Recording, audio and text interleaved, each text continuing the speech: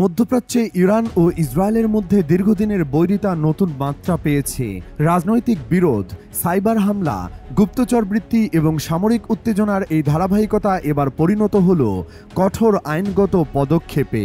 ১ জুলাই ইরানের সংসদ একটি নতুন আইন পাশ করেছে, যেখানে বলা হয়েছে ইসরায়েল, যুক্তরাষ্ট্র বা অন্যান্য শত্রু রাষ্ট্রের সঙ্গে কোনো ধরনের যোগাযোগ, সহায়তা বা গোয়েন্দা কর্মকাণ্ড পৃথিবীতে দুর্নীতির অপরাধ হিসেবে বিবেচিত হবে, যার সর্বোচ্চ শাস্তি মৃত্যুদণ্ড।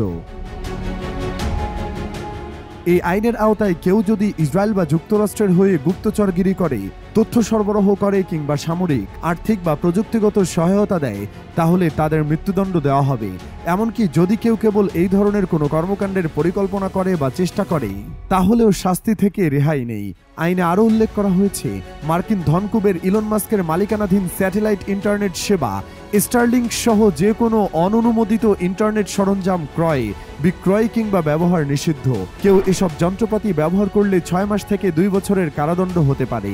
আর যদি কেউ 10টির বেশি এসব সরঞ্জাম তৈরি বা আমদানি করে, তাহলে তার শাস্তি 5 থেকে 10 বছরের কারাদণ্ড।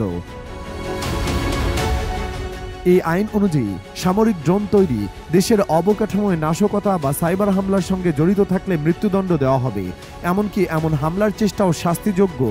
পাশাপাশি কেউ যদি মিথ্যা সংবাদ বা বিভ্রান্তিকর কন্টেন্ট তৈরি করে, যা জনগণের মধ্যে বিভ্রান্তি, আতঙ্ক বা জাতীয় নিরাপত্তা বিঘ্ন ঘটায়, তাহলে তার 10 থেকে 15 বছরের কারাদণ্ড হতে পারে।